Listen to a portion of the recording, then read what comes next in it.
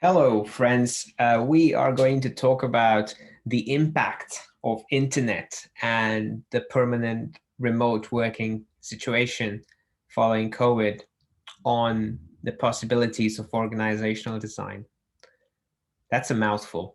Essentially, what I'm trying to say is there is going to be a big difference in the kind of skills that will continue to be valuable after the pandemic's over. We are not going back to where things were.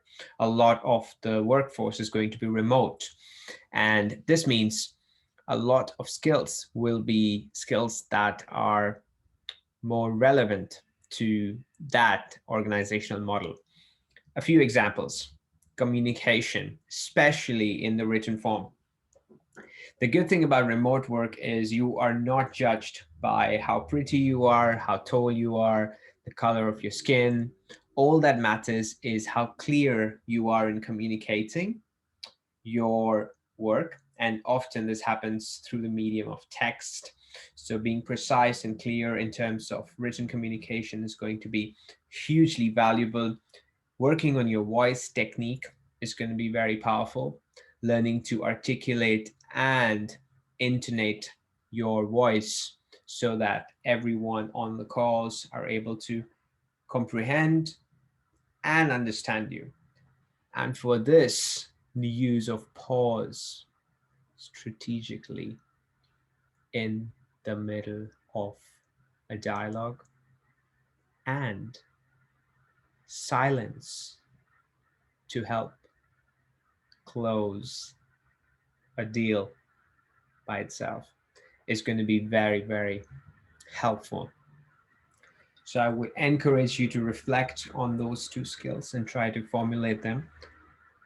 The other element is the risk side of things. I do believe that people who are really able to manage their own time are ending up having a huge advantage versus people who require the presence of others to operate. So being a self-starter is super helpful. Someone who is able to deliver results at the end is super, super important. And someone who's able to combine that with making sure people understand, the stakeholders understand that the results have been delivered is going to be very critical. One important theme that has been playing out since the beginning of the internet is internet eats the middle. What do I mean by that? Internet eats the middle class and divides people into either serfs who are going to be operating under algorithms or people who own the platforms and end up being multi-billionaires. Internet eats the middle point of view. We end up having extreme left, extreme right.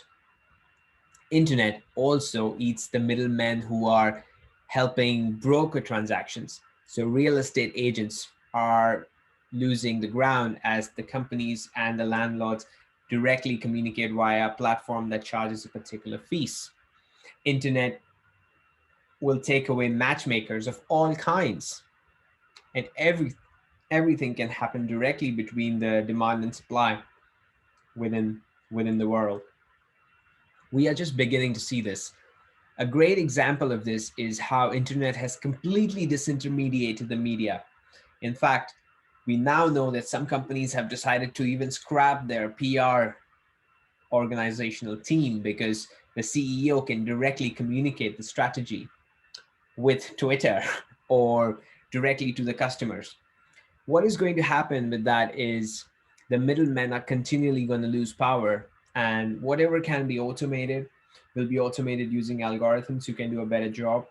Otherwise, you're going to have customers and creatives directly communicating on top of platforms. So the risk is, if you are thinking of becoming a middle manager, that is going to be a very tricky place to be, because the skill that you were bringing in was trying to manage the culture of the team, but now with the distributed force, that doesn't exist anymore. So all you're doing is chasing people to fill different trackers or making sure that people are doing their job.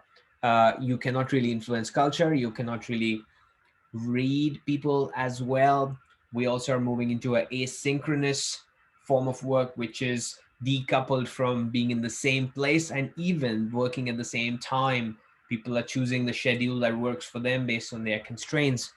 And this is a new form of work, and it will take some time for people to catch up to this change. But the change has already happened.